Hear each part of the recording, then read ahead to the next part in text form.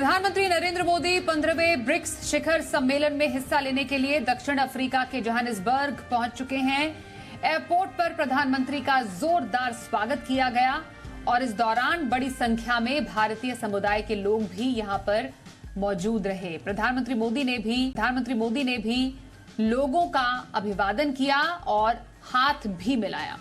तस्वीरें उस वक्त की जब प्रधानमंत्री पहुंचे जोहानिसबर्ग। एयरपोर्ट पर उनका भव्य स्वागत तो हुआ ही, लेकिन वहां पर जो भारतीय समुदाय के लोग मौजूद थे उन्होंने भी उनका दिल खोलकर स्वागत किया और प्रधानमंत्री भी उनके बीच पहुंचे और उनसे हाथ मिलाया। और जैसा हमेशा देखा जाता है, बच्चों के प्रति प्रधानमंत्री का प्रेम, और ऐसा ही एक छोटा बच्चा वहां पर मौजूद था जो उनके स्वागत के लिए वहां पर मौजूद था और उसकी भी हौसला अफजाई करते हुए प्रधानमंत्री मोदी नजर आए। इसके बाद होटल पहुंचने पर भारतीय समुदाय ने पीएम का ग्रैंड वेलकम किया और पीएम मोदी आज से 24 अगस्त तक जोहानिसबर्ग में रहेंगे। 5 देशों का समूह है ब्रिक्स, जिसमें ब्राजील, रूस, भारत, चीन और दक्षिण अफ्रीका है। और इस सम्मेलन में हिस्सा लेने के लिए ही इस वक्त दक्षिण अफ्रीका के जोहानिसबर्ग में प्रधानमंत्री नरेंद्र मोदी मौजूद हैं। और धरती से चांद तक तो हम पहुंच चुके हैं। चांद की लैंडिंग कक्षा में लैंडर विक्रम लगातार घूम रहा है, इंतजार कर रहा है उस वक्त का जब वो चांद की सतह पर कदम रखेगा। देश ही नहीं, दुनिया भर के देशों को विक्रम से उम्मीदें हैं। विक्रम के बारे में जितना कहा जाए शायद उतना ही कम है, लेकिन एक बात तो साफ है, विक्रम ही विजेता है। कैसे? देखिए ये खास रिपोर्ट। लैंडर विक्रम ने इस नायाब तस्वीर को अपने कैमरे में कैद किया है। खुद इसरो देश को अपने मिशन की जानकारी देते हुए साफ कर रहा है कि अब वो घड़ी दूर नहीं जब विक्रम ये साबित करेगा कि चांद उसकी मुट्ठी में है। इसरो ने ट्वीट कर कहा है कि मिशन तय समय पर है, सिस्टम की नियमित जांच चल रही है, सब काम सुचारू है, मिशन ऑपरेशंस कॉम्प्लेक्स ऊर्जा और उत्साह से भरा हुआ है। लैंडर विक्रम जिस तरह से चांद की थोड़ी थोड़ी देर में तस्वीरें ले रहा है, देशवासियों में उत्साह और ऊर्जा भर रहा है। फिलहाल विक्रमा चांद के बेहद करीब पहुंचकर लैंडिंग पोजीशन डिटेक्शन कैमरे से चंद्रमा की अलग अलग तस्वीरों का एल्बम बना रहा है। आपको अब एक एक कर बताते हैं कि लैंडर विक्रम ही वो सुपरस्टार है जिसके दम पर चांद पर सफल लैंडिंग की जाएगी। भारत स्पेस साइंस में नया इतिहास रचेगा। इस वक्त लैंडर विक्रम रोवर प्रज्ञान को साथ में लेकर चंद्रमा के चारों ओर प्री लैंडिंग कक्षा के चक्कर काट रहा है। अब आपको बता दें कि विक्रम चांद की सतह को छूने के लिए तपाक से नहीं बल्कि अलग अलग चरणों में आएगा, क्योंकि आखिरी के 15 मिनट इस मिशन के लिए बेहद अहम है, क्योंकि तब इसरो विक्रम को कोई कमांड नहीं दे पाएगा। यानी यही वो पल होगा जब भारत इतिहास रचेगा। इसके बाद विक्रम प्रज्ञान की तस्वीरें लेगा और प्रज्ञान विक्रम की तस्वीरें उतारेगा, मानो जैसे किसी सफलता का जश्न मन रहा हो। आपको बता दें कि विक्रम लैंडर में 3 पेलोड हैं, जबकि instrument for lunar seismic activity landing site के पास भूकंप को मापेगा और चांद की सतह का अध्ययन भी करेगा। चांद की सतह पर कदम रखने वाला विक्रम दुनिया को कहेगा जय हिंद और दुनिया विक्रम को कहेगी विश्व विजेता। ब्यूरो रिपोर्ट, जी मीडिया। कल भारत चंद्रयान की सफलता का जश्न मनाएगा जब लैंडर विक्रम चांद की धरती चूमेगा। चंद्रयान की सफलता के जितने फायदे विज्ञान के लिए ही है, उतना ही आर्थिक तौर पर भी फायदा है। अब कैसे, ये समझिए। चंद्रयान 3 की लागत मात्र 615 करोड़ रुपए है, जबकि हॉलीवुड फिल्म अवतार 2 का बजट 3817 करोड़ रुपए रहा था। मतलब फिल्म की लागत के 6वें हिस्से से भी कम में भारत ने चंद्रयान भेजा है। चंद्रयान 3 की जितनी कीमत है उससे तो 5 गुना ज्यादा कीमत बोइंग के विमान 777ER की है। अब चंद्रयान 3 की सफलता से इकोनॉमी पर क्या असर पड़ेगा, ये भी जान लीजिए।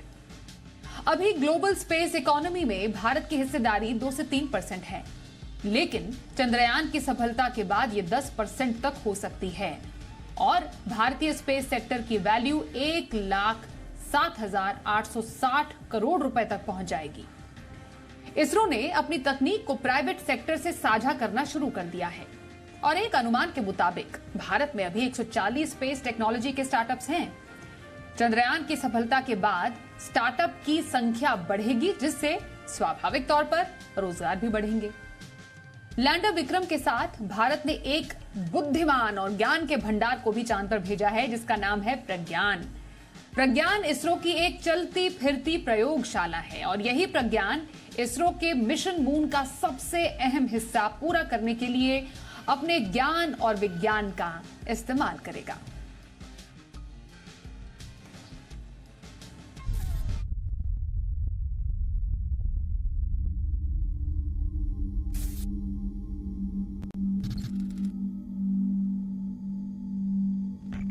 लैंडर विक्रम जब सफलतापूर्वक चांद की धरती पर कदम रखेगा तो इसरो के मिशन का आधा हिस्सा ही पूरा होगा। इसरो के मिशन चंद्रयान का सबसे अहम हिस्सा तो लैंडिंग के बाद से शुरू होगा, क्योंकि लैंडिंग के 3 घंटे बाद ही मिशन को अंजाम देने बाहर आएगा भारत का प्रज्ञान।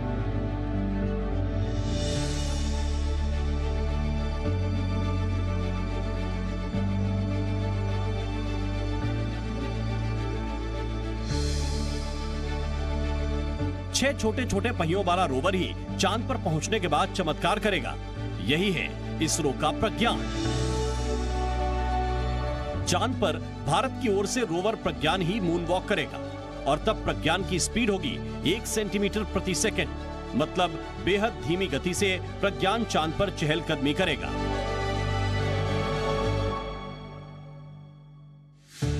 प्रज्ञान में एक सोलर पैनल लगा है, जिससे रोवर को सूरज की रोशनी मिलेगी और ये रोवर आगे बढ़ेगा। रोवर प्रज्ञान के आगे वाले हिस्से में नेविगेशन कैमरे लगे हैं, एक लेफ्ट में और दूसरा राइट में।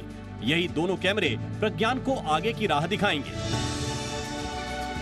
कैमरे के ठीक नीचे एक अल्फा पार्टिकल एक्सरे स्पेक्ट्रोमीटर लगा है। चंद्रमा की सतह पर कौन कौन से खनिज और रसायन हैं, एक्सरे स्पेक्ट्रोमीटर ही पृथ्वी पर इसरो के सेंटर को डिटेल भेजेगा।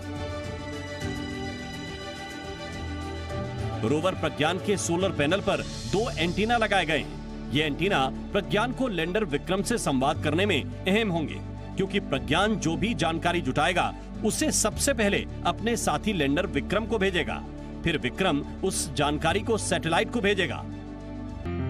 आसान शब्दों में कहें तो रोवर प्रज्ञान चांद की धरती पर इसरो की चलती फिरती प्रयोगशाला होगी। प्रज्ञान अपनी बुद्धि से चांद का परीक्षण करेगा और जानकारियां जुटाएगा, साथ ही चांद पर भारत की अमिट छाप भी छोड़ेगा। रोवर प्रज्ञान के पहिए पर भारत का राष्ट्रीय चिन्ह और इसरो का लोगो बनाया गया है। जब प्रज्ञान धीरे धीरे आगे बढ़ेगा तो अपने पीछे भारत के निशान छोड़ता जाएगा। चांद की सतह काफी उबड़ खाबड़ है, इसलिए प्रज्ञान के पहियों को ऐसे डिजाइन किया गया है जिससे गड्ढे प्रज्ञान की राह में बाधा न बन सके। अपने छोटे पहियों के कारण प्रज्ञान आसानी से हर बाधा पार कर लेगा। इसरो के मुताबिक रोवर प्रज्ञान लैंडर विक्रम से अधिकतम 500 मीटर दूर तक ही जाएगा, ताकि दोनों के बीच कम्युनिकेशन ना टूटे।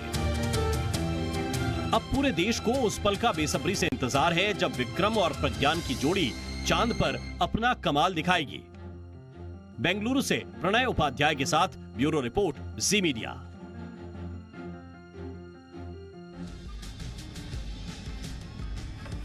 और आइए अब देखते हैं आज की कवर स्टोरीज।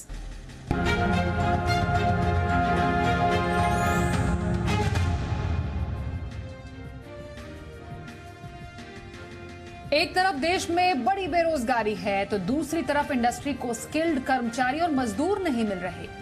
देश की सबसे बड़ी कैपिटल गुड्स और इंजीनियरिंग कंपनी L&T ने इस पर चिंता जताई है।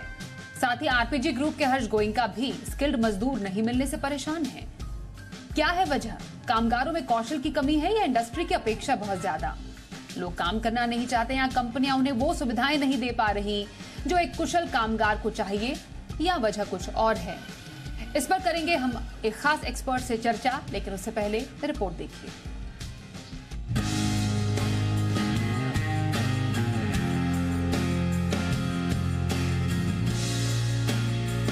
देश में अजीब स्थिति है। एक तरफ लगता है कि बेरोजगारी बड़ी समस्या है, मगर दूसरी तरफ इंडस्ट्री को काबिल लोग नहीं मिल रहे हैं। लड़के लड़कियां इंजीनियरिंग और तरह तरह के डिप्लोमा लिए घूम रहे हैं, मगर इंडस्ट्री उन्हें एम्प्लॉयबल नहीं मान रही है। दरअसल युवा इंजीनियरिंग से लेकर ITI तक का कोर्स कर लेता है, लेकिन उन्हें काम करने की प्रैक्टिकल समझ नहीं होती। हाल ही में देश की सबसे बड़ी कैपिटल गुड्स और इंजीनियरिंग कंपनी L&T ने इस पर चिंता जताई है। RPG ग्रुप के हर्ष गोयनका भी स्किल्ड मजदूर नहीं मिलने से परेशान है। यही नहीं, इंडस्ट्री का कहना है कि वो बेहतर सैलरी का ऑफर दे रहे हैं, इसके बावजूद बेहतर स्किल्स वाले कर्मचारी नहीं मिल रहे हैं। L&T का कहना है कि उन्हें काफी ऑर्डर मिल रहे हैं, लेकिन बेहतर स्किल वाले कामगार नहीं मिलने से वो ग्राहकों की जरूरतों को पूरा नहीं कर पा रहे हैं। KEC इंटरनेशनल कंपनी का कहना है कि अच्छे स्किल वाले कामगार लगातार नौकरी छोड़ रहे हैं। नौकरी छोड़ने की दर 15-16% से अधिक है।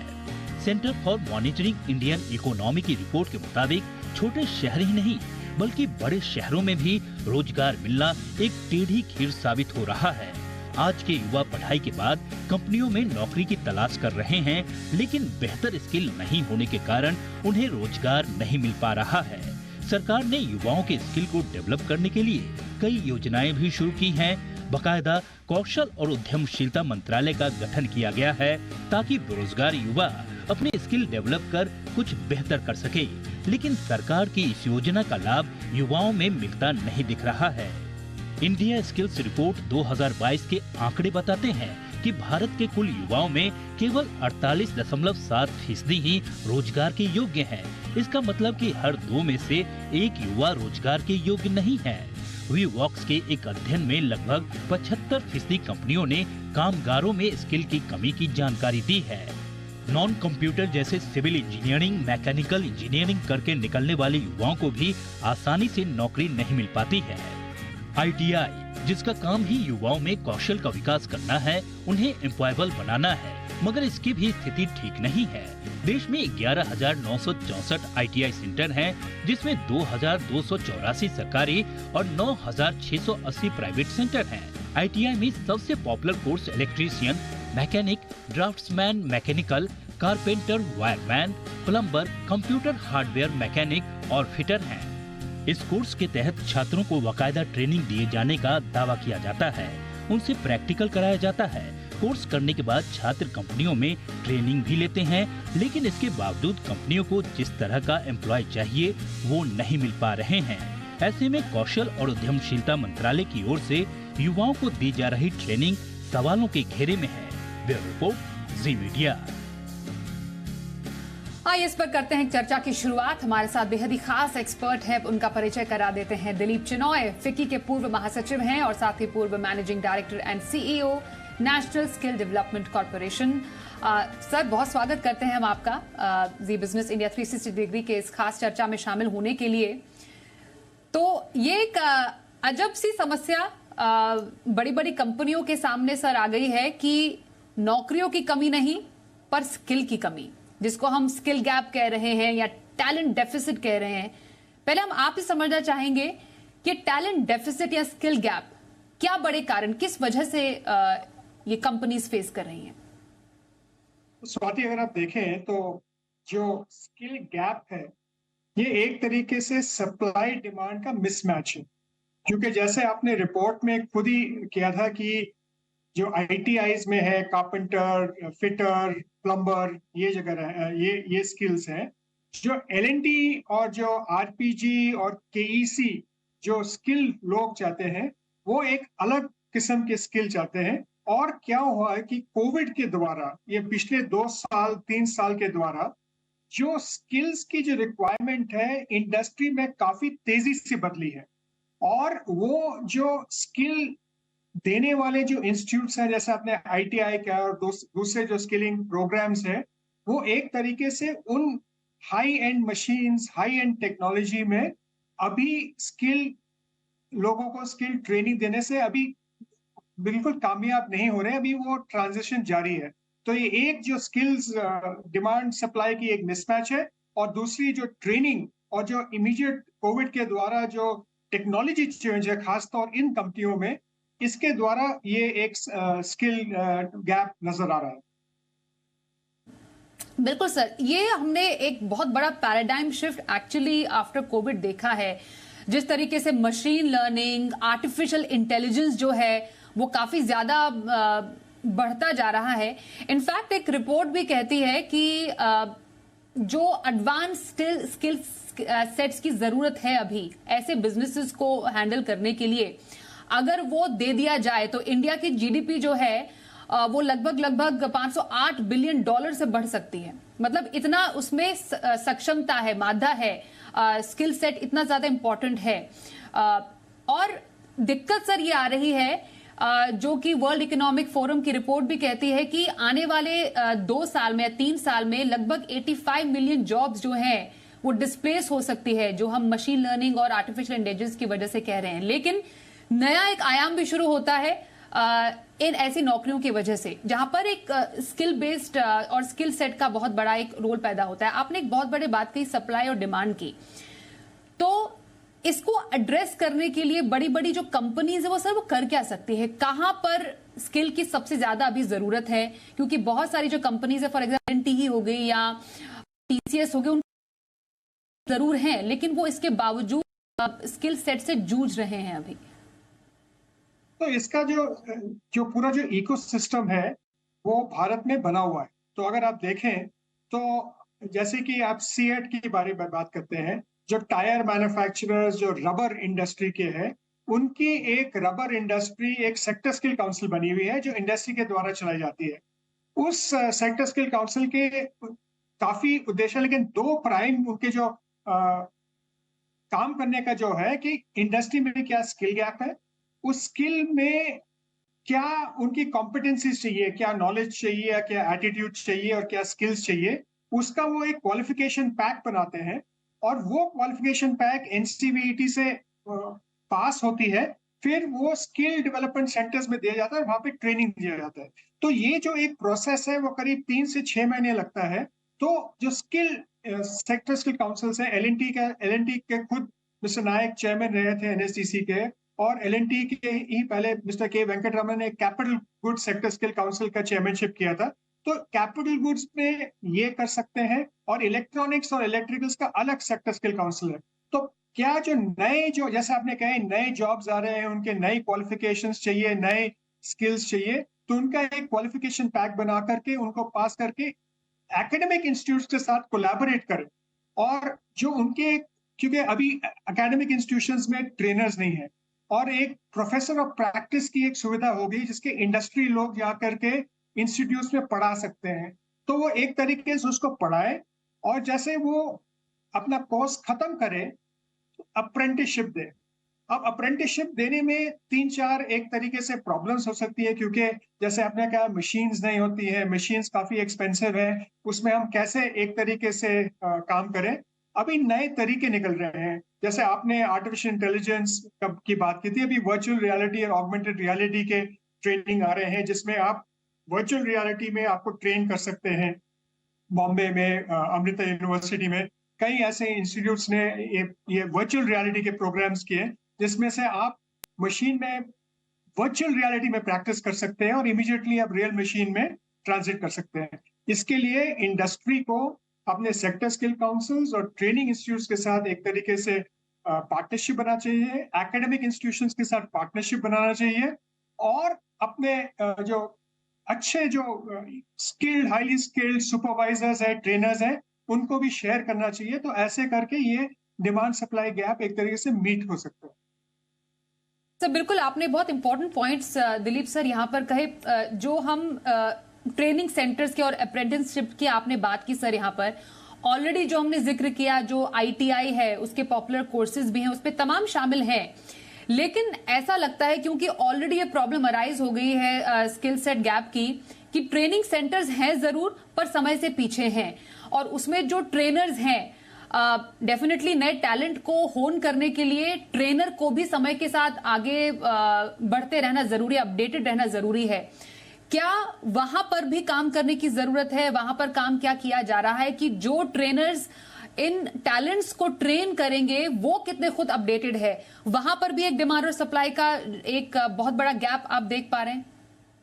बिल्कुल स्वाति जी, आपने क्योंकि जो ट्रेनर्स हैं, जो जिन्होंने खुद नई मशीन्स और नई टेक्निक सीखे हैं, वो उनको एक्चुअली कंपनी स्पेयर नहीं कर सकती, क्योंकि अगर कंपनी 8 आवर शिफ्ट में काम कर रही है, तो जो ITIs या जो एजुकेशन इंस्टीट्यूशंस में वो भी खाली एक शिफ्ट में काम करते हैं, तो वहां पे उस शिफ्ट में जो ट्रेनर्स हैं वो नहीं जा सकते। तो इसलिए हमें flexible training hours, evening training hours, weekend training hours में एक तरीके से देखना चाहिए। और वहां पे जो इंडस्ट्री में अच्छे टेक्नीशियंस हैं, अगेन मैं जिक्र करूंगा सेक्टर स्किल काउंसिल्स और इंडस्ट्री को साथ मिल करके इनको आइडेंटिफाई करना चाहिए और इनको जो है प्रैक्टिस प्रोफेसर ऑफ प्रैक्टिस के तरीके से उनको यूज करना चाहिए। ये अभी नए न्यू एजुकेशन पॉलिसी में इसका एक प्रावधान है, उसका फायदा उठाना चाहिए। ट्रेनर्स की शॉर्टेज है, जो जिन जॉब रोल्स की आपने बात की है, चाहे LNT में हो, चाहे KEC में हो, चाहे आपने CET में कहो, उनमें भी एक तरीके से कमी है ट्रेनर्स की, तो ट्रेनर्स को भी करना चाहिए। तीनों एरियाज में एक चैलेंज है, एक तो करिकुलम और ट्रेनिंग इंस्ट्रूमेंट्स और मशीन्स, दूसरा ट्रेनर्स में, और थर्ड जो है पूरा जो इकोसिस्टम है, कैसे उसको अप्रेंटिस करें और उसको एक तरीके से इंडस्ट्री में लाने की एक जो पूरी इकोसिस्टम है उसको कैसे डेवलप। को सिस्टम डेवलप, क्योंकि ऑलरेडी जो इतना डेवलप्ड है उसको इतना समय लगा है डेवलप होने में, और हमसे एडवांस तो टेक्नोलॉजी है, मतलब इंसान से आगे अब आर्टिफिशियल इंटेलिजेंस बढ़ता जा रहा है, तो इसको कितना जल्दी स्पीड अप किया जा सकता है। जैसे हमें मालूम है कि अभी बजट में भी 30 नए international skill India centres setup announce किए गए, लेकिन क्या इतना किया जाना काफी है? ये बहुत इंपॉर्टेंट है सर। और दूसरी बात ये भी सर कि अब आगे फ्यूचर में आपको क्या लग रहा है? हम एक तरफ देखते हैं कि जो टैलेंट होता है वो कंपनीज को चाहिए, उनको एक्सपीरियंस भी चाहिए, लेकिन कई कंपनियां ये भी चाहती हैं कि हम अनुभव पर कॉम्प्रोमाइज कर सकते हैं पर स्किल पर कॉम्प्रोमाइज नहीं कर सकते हैं। क्या ये भी कंपनियां ये कंसिडर कर रही हैं? नहीं, देखिए सॉरी, एक जो अभी जो मॉडल्स उभर के आ रहे हैं, ये अगर एक कंपनी अगर अगले 2 या 3 महीने में एक नई मशीन खरीद रही है, नई प्रोडक्शन लाइन बना रही है, जिसकी टेक्नोलॉजी में लोगों को स्किल या ट्रेन करने के लिए है, उसको आज से ही ये ट्रेनिंग प्रोग्राम का तरीके से बनाना चाहिए। जैसे आप देखें, जो टेलीकॉम सेक्टर स्किल काउंसिल है यहाँ पे, उनके जो मोबाइल मैन्युफैक्चरिंग की जो अभी बहुत बढ़ोतरी है इंडिया में, उस टाइम भी जब शुरू हुआ था तो मोबाइल मैन्युफैक्चरिंग के काम करने लोगों की कमी थी। तो वो जो सेक्टर स्किल काउंसिल है वो विदेश गया, जहाँ पे ताइवान और दूसरे सेंटर्स में जहाँ पे लोग ट्रेन हो रहे थे, वहां से करिकुलम उठाया, वहां से ट्रेनर्स को ट्रेन किया और इंडिया में कैपेसिटी बनाए। तो जैसे वो यहाँ पे कंपनियां बढ़ती गई और एम्प्लॉयमेंट बढ़ते गया, वहां पे लोग अवेलेबल थे। ऐसे ही अलग अलग सेक्टर्स को मिलजुल कर, इंडस्ट्री को मिलजुल कर करके, अगर एक कंपनी अलग से करे तो उनकी रिक्वायरमेंट बहुत छोटी हो गई। अगर 5, 6, 10 कंपनियां या पूरा सेक्टर मिलके करें तो वो एक तरीके से बहुत फायदेमंद हो सकता है। काफी एग्जांपल्स है, मैंने आपको खाली मोबाइल फोन्स का दिया था, सोलर इक्विपमेंट पे भी ऐसा हुआ था, और अलग अलग क्षेत्र जिसके एक्सपीरियंसेस ऑलरेडी हैं। और इसमें आपको फ्यूचरिस्टिक देखना चाहिए, जैसे जो इंडस्ट्री आप लगाने वाले हो उस भी टाइम आपको स्किल्ड मैन पावर की चिंता करनी चाहिए और लोगों को ट्रेन करना चाहिए। और एक तरीके से अगर आपको 100 लोग चाहिए तो 110 लोग ट्रेन करेंगे, क्योंकि और भी एक तरीके से दूसरी इंडस्ट्री भी फायदा उठा सकती है, और ऐसे करके ये इम्प्रूव हो सकता है। एक खास बात यह है कि जो एम्प्लॉइज वर्क कर रहे हैं कंपनीज में, आपने वो वर्ल्ड इकोनॉमिक फोरम की रिपोर्ट की जिक्र की थी, जिसमें जॉब्स जो अभी वर्क कर रहे हैं वो भी बदलने वाले हैं। तो जो लोग कंपनियों में काम कर रहे हैं उनकी भी अपस्किलिंग और रीस्किलिंग की जरूरत है, और उसके लिए भी इंडस्ट्री को मिल करके काम करना चाहिए। जी बिल्कुल सर, क्योंकि हम $5 ट्रिलियन इकोनॉमी की बात कर रहे हैं और आपने फ्यूचरिस्टिक वे बोला, क्योंकि ये भी ऑब्जर्व किया गया है, क्योंकि हमने स्किल ट्रेनिंग सेंटर्स की बात की, आपने कहा अप्रेंटिसशिप इज वेरी इंपॉर्टेंट। अभी से शुरुआत करेंगे तो वो इकोसिस्टम को भी बदलने में काफी कारगर साबित होगा, क्योंकि बच्चों को बड़ी तकलीफ होती है जब वो बड़े बड़े इंस्टीट्यूशन से पढ़कर निकलते हैं और फिर भी उनके पास क्योंकि रिक्वायर्ड स्किल सेट नहीं है तो अच्छी नौकरी नहीं मिल पाती। बड़ी बड़ी कंपनियां अच्छे इंस्टीट्यूशन से होने के बावजूद उनको नहीं ले पाती है, जो हमने पूरी रिपोर्ट में दिखाया भी है। क्या आपको लगता है कि ये जो करिकुलम है बहुत ही बेसिक लेवल, इनफैक्ट स्कूल से वो स्किल सेट की डेवलपमेंट शुरू हो जानी चाहिए, इस नीड ऑफ द आवर कि हम बहुत ही बेसिक लेवल से शुरू करें, जो आर्केड करिकुलम है उसको भी बदलने की जरूरत है, जिससे कि बदलाव अगर बहुत बेस लेवल से शुरू हो तो आगे जाकर इसका बहुत बड़ा इम्पैक्ट होगा? बिल्कुल स्वाति, जैसे आपने कहा भी, जैसे न्यू एजुकेशन पॉलिसी जो आई है, इसमें एक नेशनल करिकुलम फ्रेमवर्क बना हुआ है जिसमें स्कूल एजुकेशन से काफी और कंटिन्यूअस लाइफ लॉन्ग एजुकेशन का एक तरीके से ढांचा बना है। अगर आप जैसे लें मशीन लर्निंग, ये आप जैसा आप आर्टिफिशियल इंटेलिजेंस कहते हैं, ये एक्चुअली मशीन लर्निंग है और प्रोग्रामेबल है। इसमें आपको स्कूल से ही जो मैथमेटिक्स का जो सिलेबस पढ़ाते हैं उसमें ही बदलाव लाना चाहिए, क्योंकि अगर लोगों को मैथमेटिक्स और किसी साइंस में कोई ग्राउंडिंग नहीं है तो वो आगे जाकर के मशीन लर्निंग या आर्टिफिशियल इंटेलिजेंस में काफी स्किल नहीं हो सकता है। तो कई स्किल्स हैं जो हमें स्कूल में ही एक तरीके से उसका इंट्रोडक्शन कर देना चाहिए। सीबीएसई ने कई स्किल प्रोग्राम्स दिए हैं, नास्कॉम और NASSCOM sector IT sector skill council भी स्कूल में एक तरीके से प्रोग्राम्स कर रहा है।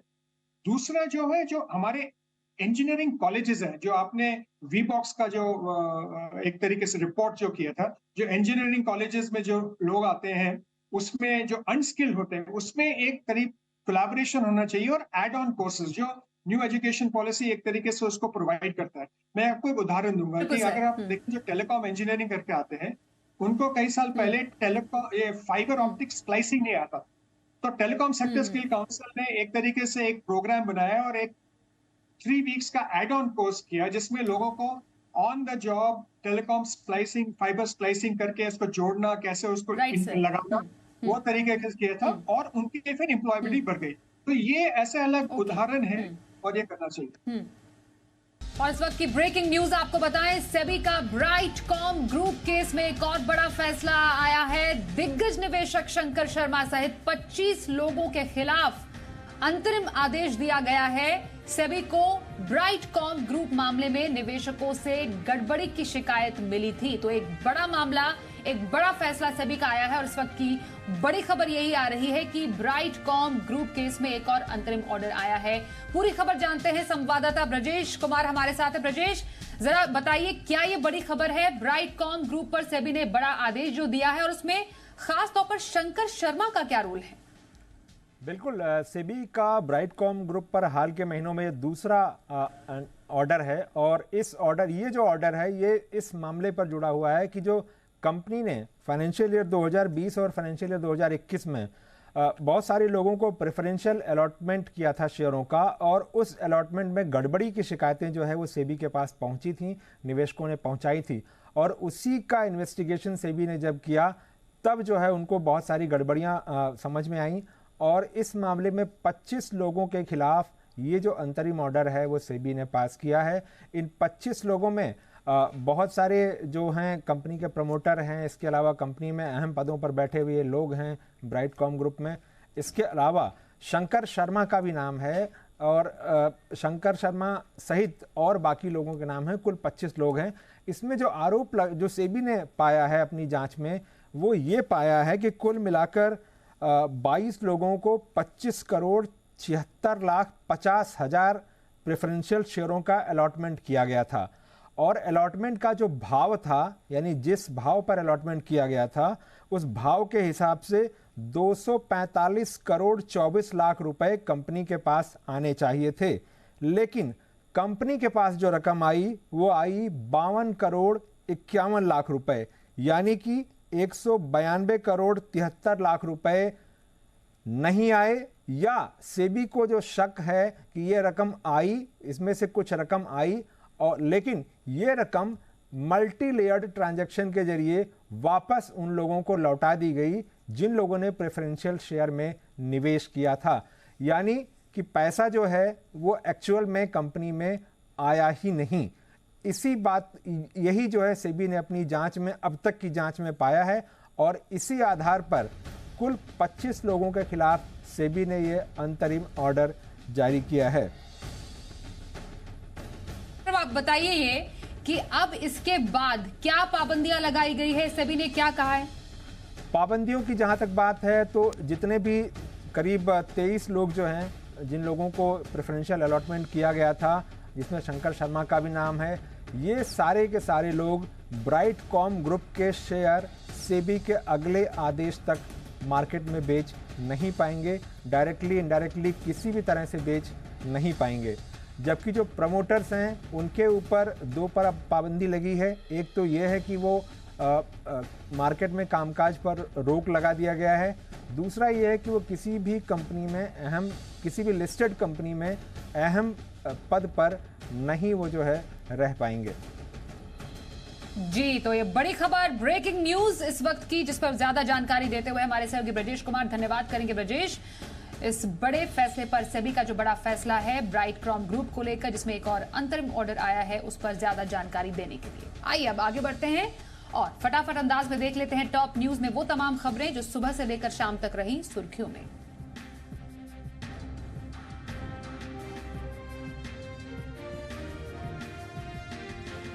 लक्षद्वीप के सांसद मोहम्मद फैजल को सुप्रीम कोर्ट से तगड़ा झटका लगा है। हत्या के प्रयास वाले केस में दोष पर रोक लगाने वाले केरल हाईकोर्ट के फैसले को सुप्रीम कोर्ट ने निरस्त कर दिया।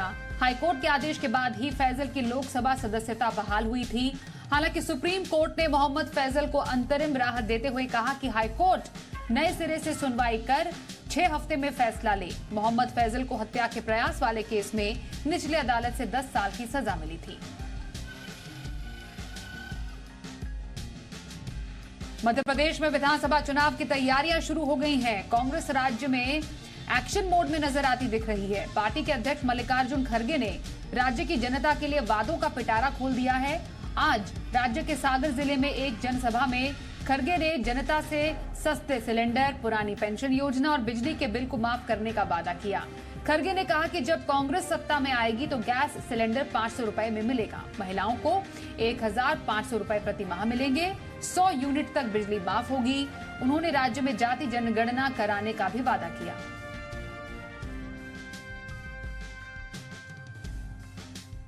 चुनाव आयोग ने सचिन तेंदुलकर को अपना नेशनल आइकॉन बनाया है। सचिन नेशनल आइकॉन के तौर पर लोगों में चुनाव और वोटिंग को लेकर जागरूकता फैलाएंगे।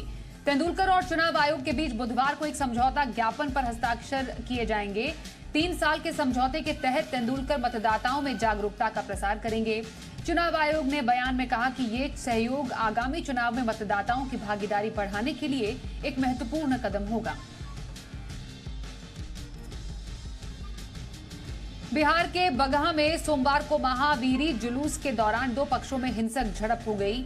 दोनों ओर से पथराव, तोड़फोड़ और आगजनी की गई। घटना में 2 पुलिसकर्मी, पत्रकार समेत 12 लोग घायल हुए।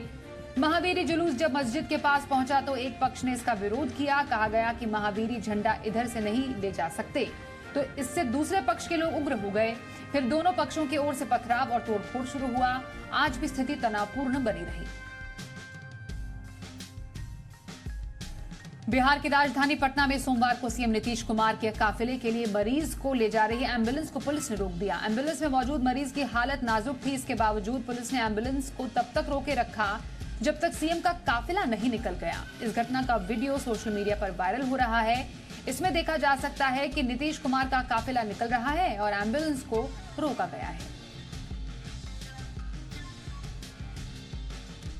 जम्मू कश्मीर के नगरोटा में सुरक्षा बलों ने आतंकियों की बड़ी साजिश को नाकाम कर दिया। जम्मू के नगरोटा में हाईवे किनारे आईईडी मिला, जिसके बाद इसकी सूचना बम निरोधक दस्ते को दी गई। दस्ते ने मौके पर पहुंचकर आईईडी को डिफ्यूज किया। सुरक्षा बलों को इस तरह के इनपुट्स लगातार मिल रहे थे कि आतंकी किसी बड़ी वारदात को अमरनाथ यात्रा के दौरान अंजाम दे सकते हैं। इसके चलते चौकसी और बढ़ा दी गई।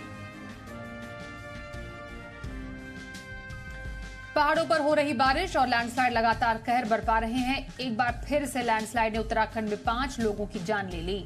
उत्तराखंड के टिहरी में लैंडस्लाइड हुआ, जिसमें 5 लोगों की मौत हो गई। हादसे में कई लोग घायल भी हुए हैं। उत्तराखंड में आने वाले 3 दिनों तक भारी बारिश का सामना लोगों को करना पड़ सकता है। 23 और 24 अगस्त को प्रदेश में भारी से बहुत भारी बारिश की चेतावनी जारी की गई है।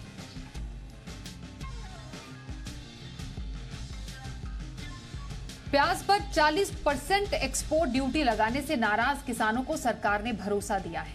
खाद्य और उपभोक्ता मंत्री पीयूष गोयल ने कहा कि सरकार किसानों से 2 लाख टन अतिरिक्त प्याज खरीदेगी। इससे पहले सरकार 3 लाख टन प्याज किसानों से ऊंचे भाव पर खरीद चुकी है। दरअसल प्याज का हाल टमाटर जैसा ना हो, इसके लिए सरकार ने बड़ा फैसला लेते हुए प्याज के निर्यात पर 40% एक्सपोर्ट ड्यूटी लगाने का फैसला लिया है। यह फैसला 31 दिसंबर तक लागू रहेगा। सरकार के फैसले के खिलाफ महाराष्ट्र की मंडियों में किसान कारोबारी विरोध पर उतर आए हैं और सरकार को उम्मीद है कि इस कदम से प्याज का निर्यात कम होगा और देश में प्याज की कीमतें ज्यादा नहीं बढ़ेंगी। दरअसल जुलाई से अगस्त और अक्टूबर से नवंबर तक देश में प्याज की कीमतों में तेजी से इजाफे का ट्रेंड रहा है। अक्टूबर के अंत तक नई पैदावार के मंडियों में पहुंचने के बाद ही प्याज की कीमतों में कुछ राहत मिलती है। प्याज की कीमतों की बात करें तो 2 हफ्ते से ज्यादा प्याज महंगा हो रहा है और खुदरा बाजार में तो कीमत 40 रुपए किलो तक पहुंच चुकी है। भारत सरकार के आदेश पर एनसीसीएफ और नैफेड ने 3 लाख टन प्याज नासिक, लासनगांव, अहमदनगर इस पूरे क्षेत्र से खरीदा, जिसके कारण प्याज के दाम भी अच्छे रहे और किसानों को भी लाभ हुआ। साथ ही साथ उपभोक्ताओं को नुकसान ना हो, उपभोक्ताओं की कीमतें बहुत ज़्यादा बढ़ ना पाए, उसके लिए भी एक संतुलन बिठाने के लिए प्याज के ऊपर 40% निर्यात टैक्स शुल्क लगाया गया है।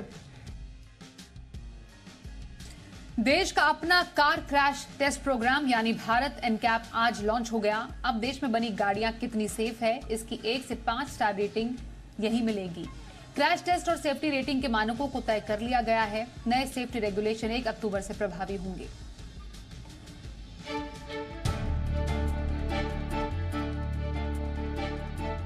भारत में कारों की सेफ्टी को लेकर अब किसी विदेशी एजेंसी से नहीं बल्कि भारत एनकैप से रेटिंग मिलेगी। सरकार ने सेफ्टी रेटिंग के देसी वर्जन को लॉन्च कर दिया है। नए सेफ्टी रेगुलेशन देश भर में 1 अक्टूबर से प्रभावी हो जाएगा। इससे पहले भारत में बनी कारों को विदेशी एजेंसी ग्लोबल एनकैप यानी GNCAP और लैटिन एनकैप के जरिए सेफ्टी रेटिंग मिलती रही है।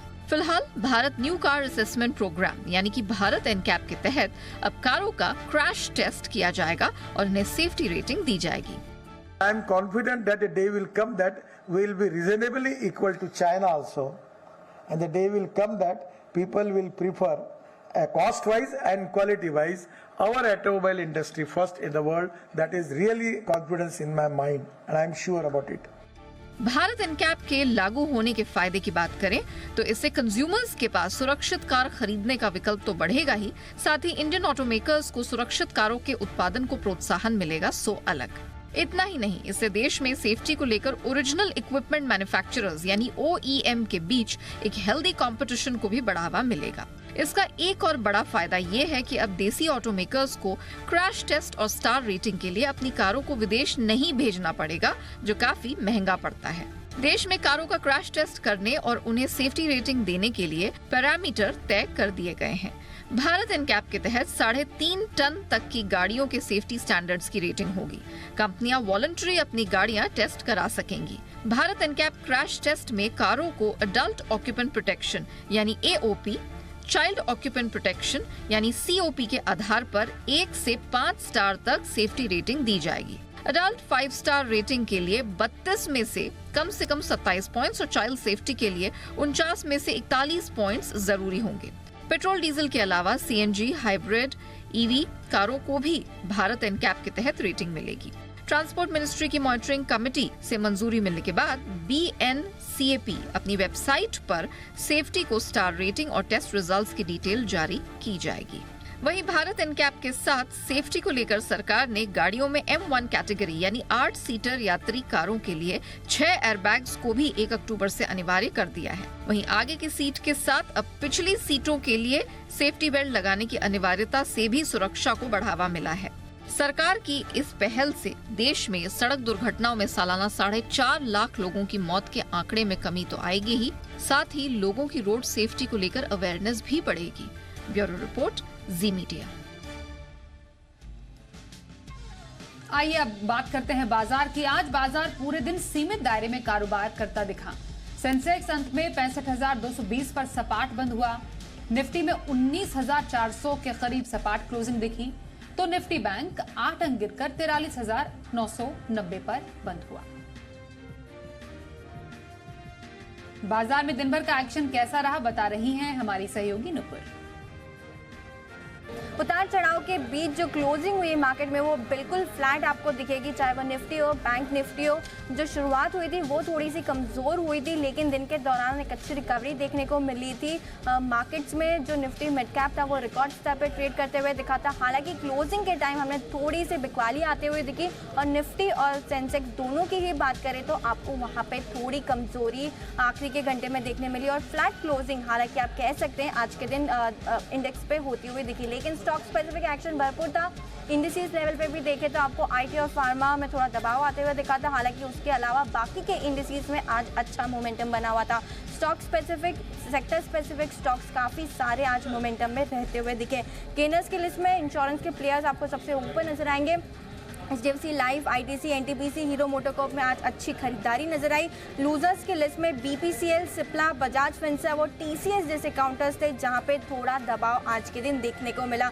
लेकिन लिकर के स्टॉक्स हो या फिर जनरल इंश्योरेंस के इंश्योरेंस प्लेयर्स हो, यहाँ पे आज खरीदारी देखने को मिली। Tilaknagar industries, USL, general insurance corporation, New India insurance की बात करें तो आपको यहाँ पे अच्छा एक मोमेंटम आते हुए दिखा। 5 से 7% का मूव इन स्टॉक्स में आज देखने को मिला। ब्रॉडर मार्केट में मिड कैप इंडेक्स आज जो है वो रिकॉर्ड स्तर पर ट्रेड करते हुए दिखे। Dredging, BHEL, Eveready industries, Linde India में देखे तो आपको 11 से 17% का मूव आते हुए नजर आएगा। लूजर्स की लिस्ट में अगर हम बात करें तो Tamil Nadu mercantile bank, Repro India, Metro Brands, Colgate Palmolive में भी देखे तो आज बड़ा कट देखने को मिला। एनालिस्ट मीट थी कंपनी की, उसके बाद हमने देखा कि यहाँ पे बड़ा फॉल आते हुए नजर आया। तो स्टॉक स्पेसिफिक एक्शन भरपूर रहा। सेक्टर स्पेसिफिक एक्शन भी कह सकते हैं आज के दिन देखने को मिला, लेकिन सीमित दायरे का ट्रेड दिन के दौरान बड़े इंडेक्स पे देखने को मिला और जो क्लोजिंग हुई वो बिल्कुल फ्लैट आज के दिन नजर आई, निफ्टी और बैंक निफ्टी दोनों में ही। वहीं लिकर शेयरों में क्यों एक्शन दिख रहा है, इस पर भी रिपोर्ट दे रही है हमारी सहयोगी नुपुर। लिकर स्टॉक्स में आज तेजी देखने को मिल रही है और फेस्टिव सीजन से पहले एक बाउंस बैक इन स्टॉक्स में आते हुए दिख रहा है। तेजी के साथ ये स्टॉक्स आज ट्रेड करते हुए नजर आ रहे थे।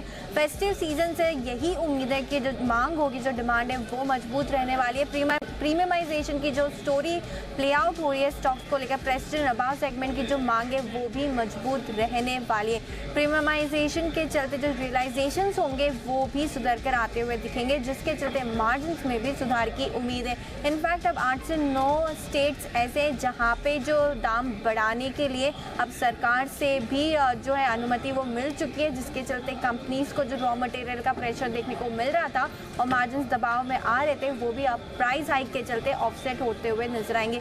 IMFL हो या कंट्री लिकर, साथ ही साथ वाइन, हर तरफ आपको डिमांड मजबूत की फिलहाल नजर आ रही है। आगे चल के मार्जिन में भी सुधार की उम्मीद है। ग्लास के प्राइसेस, जो हमने सोडा ऐश के प्राइसेस देखे गिरते हुए, उसके चलते ग्लास के जो दाम है वो भी गिरते हुए नजर आएंगे, जिससे मार्जिन में सुधार की उम्मीद है। ENA के बैकवर्ड इंटीग्रेशन कंपनी करना स्टार्ट कर चुकी है, चाहे वो USL हो, रेडिको, केतान हो, जिसके चलते मार्जिन में सुधार की उम्मीद होगी और प्राइस हाइक जैसे कि मैंने कहा उससे भी मार्जिन में सुधार आने वाले क्वार्टर्स में आपको दिखेगा। FII और DII इनकी भी बात करें तो इनको भी स्टॉक्स पसंद आ रहे। हाल ही में हमने देखा ग्लोबल स्पिरिट्स में मोतीलाल ओसवाल के फंड्स ने इन्वेस्ट किया है, खरीदारी की है और जून तिमाही में भी अगर आप देखेंगे तो USL में जो FII की है होल्डिंग है वो करीबन 16% जाती हुई नजर आई। UBL की भी बात करें तो आपको DII का जो इन्वेस्टमेंट है वो बढ़ता हुआ दिखा। इनफैक्ट 16 विनयार्ड्स में भी हमने देखा कि FII और DII की तरफ से खरीदारी आती हुई नजर आई थी। तो काफ़ी सारे पॉजिटिव ट्रिगर्स हैं, मार्जिन में सुधार की उम्मीद है, मांग स्ट्रांग रहने वाली है। प्रीमियमाइजेशन के चलते रियलाइजेशंस में भी सुधार लेकर स्टॉक्स में आने वाले क्वार्टर्स में दिखेगा। केमिकल शेयरों में काफी एक्शन दिख रहा है, क्या है वजह, समझा रहे हैं हमारे सहयोगी अरमान नाहर।